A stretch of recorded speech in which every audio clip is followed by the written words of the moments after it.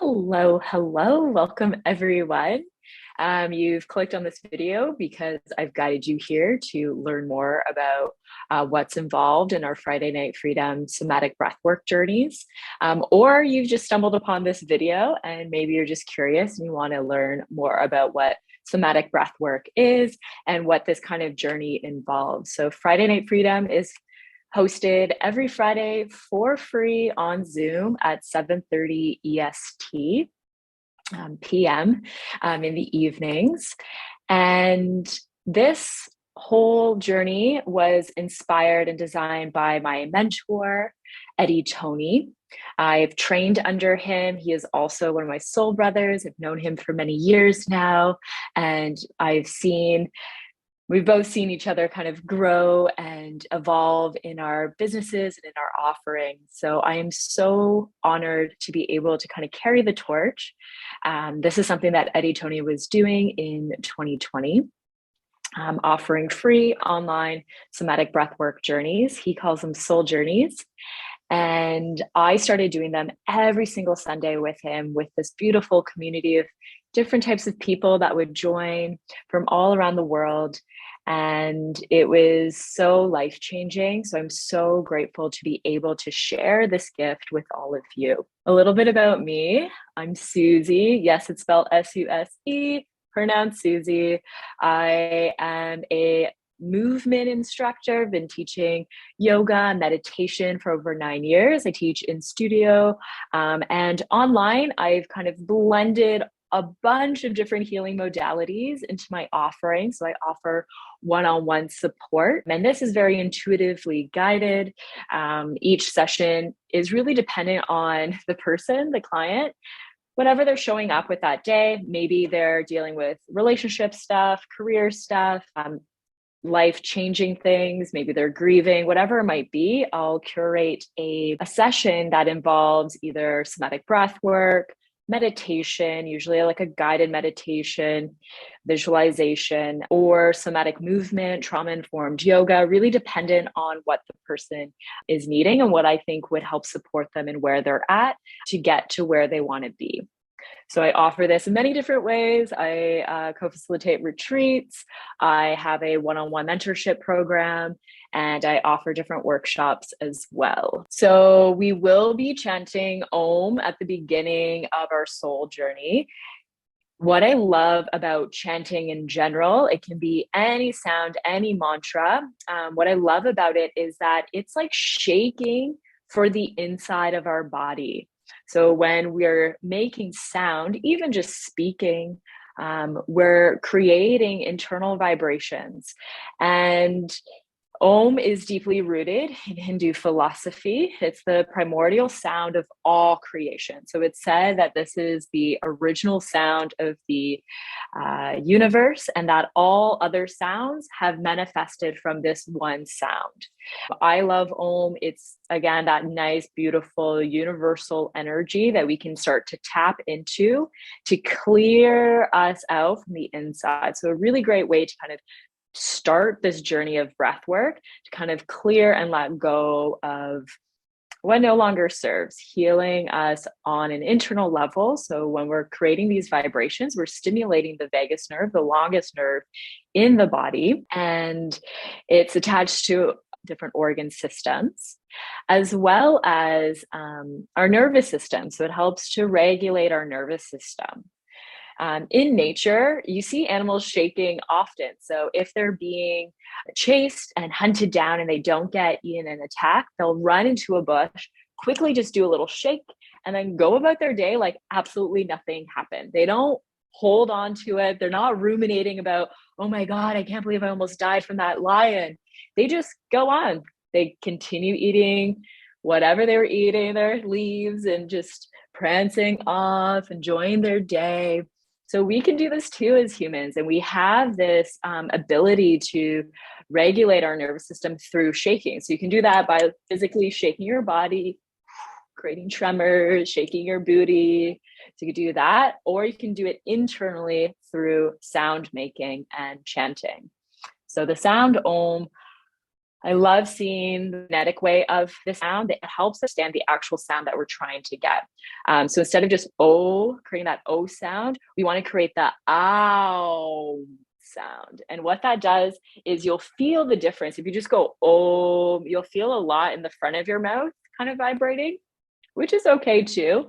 But to get more out of this and to really stimulate the vagus nerve, kind of runs up the side of the neck here. We want to be hitting the upper and back of our upper palate in our mouth. So when we go, ow, you'll feel it more. It's almost like a sphere within our mouth when we do it that way. It's like a big golden ball rotating forward. Oh. And when we do this, we want to take nice deep breaths in. Oh.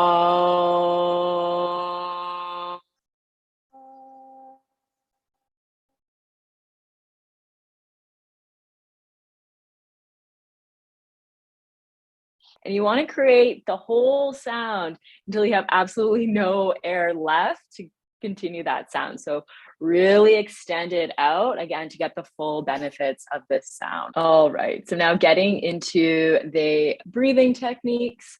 The first breathing technique that we'll be exploring is perfect breath. This is going to be done through the nose. We'll be inhaling and exhaling through the nose. So inhaling, 5, 4, 3, 2, 1. Exhaling, 5, 4, 3, 2, 1. Try it with me in 5, 4, 3, 2, 1. Out, 5, 4, 3, 2, 1. Just keep breathing in this way as I kind of explain what perfect breath does. It's a very calming, harmonizing breath. Really great for our overall health and vitality. Ideally, we should be breathing this way at all times when we're in a rest state. So even if we're just working on our computers, if we're just out for a gentle walk, or if we're reading a book, or if we're cooking dinner, ideally we want to be breathing through the nose in and out for about 5.5 seconds. So I'm just guiding 5 here because we roughly kind of get that. But this is the ultimate way that we should be breathing to optimize our health. And the next breathing technique is somatic breath. For this, we're going to be doing double inhalations through the nose with a gentle release out through the mouth. It looks like this.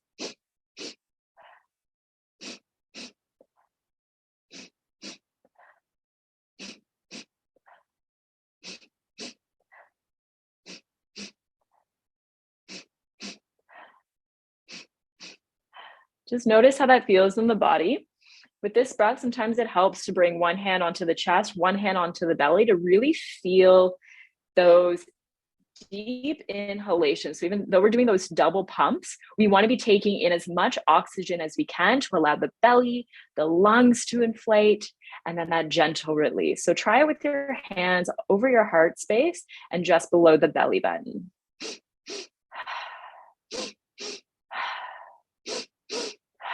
Good. Taking in as much air as you can. Even just by doing these short few practice rounds, you might already start to feel some tingling in through the head, some lightheadedness. So when we practice somatic breath for a short amount of time, it is like drinking a cup of coffee. It really like wakes us up, boosts us for the day. So great if you wanted to practice this for like 3 minutes in the morning. To start your day off with a boost of energy.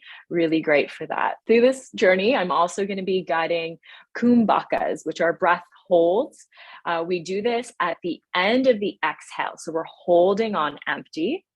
We'll be doing several rounds of somatic breath, about 10 minutes or so. And then I'll guide us into our kumbakas. I'll tell us to inhale for 5, 4, 3, 2, 1. We'll exhale 5, 3, 2. We'll empty. And when we're here holding on empty, a lot of different things might start to come up. We might start to feel a lot of different sensations in the body. We might get some visuals coming through. Try your best to hold for as long as you can. The stress response most likely will kick in. You can always internally affirm, I am safe. Another thing, if you can't hold on empty for a long time, that's okay. Just hold for as long as you can. And when you can't, just take a breath in, exhale it out, and continue to hold. And then we'll wait for my cue. I'll call us all back on the inhale.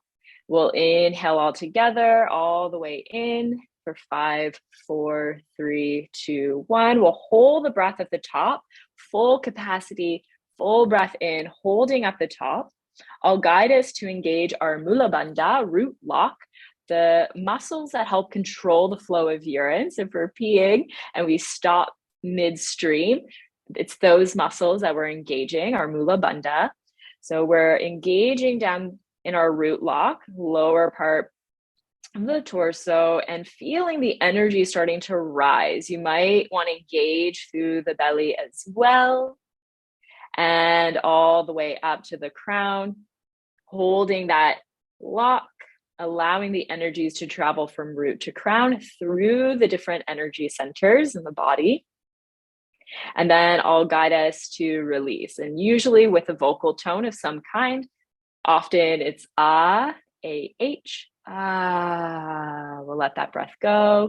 And then I'll guide us to come back into somatic breath. So there are going to be 3 rounds of somatic breath and kumbakas. This beautiful style of breath, again, was designed by my dear friend and mentor, Eddie Tony. So he does offer teacher trainings for this. If this is something that you're curious about, you want to learn more about for your own practice, or you want to be able to share this gift with others in your community. So perfect breath is that more calming, harmonizing breath when we're inhaling and exhaling through the nose, in for 5 and out for 5. When we move into somatic breath, when we're doing the double inhalations through the nose, that gentle release out through the mouth, we're going to start to bring the body into a state of stress. We're intentionally bringing the body into a state of stress. So we're tapping into the sympathetic nervous system, that fight, flight, freeze, fawn mode of being. And why are we doing this? We're doing this because when we experience stress, our bodies go into that mode. And often, most of us don't have the means in the moment to be like that animal, run into the bush, shake it off, and go about our day like nothing happened. What we do instead is we lock it into the tissues, we hold onto it in the body, and we just go about our day holding on to that trauma instead of letting it go. So the practice of somatic breath allows us to kind of reigniting that stress response in the body, so we can open up and clear it out. So we're intentionally breathing in a safe space to clear out old wounds, old stories, old limiting beliefs, old traumas, old pains, old hurts. Anything that no longer serves us, we're getting in with the breath. You don't have to even know what it is that you're clearing.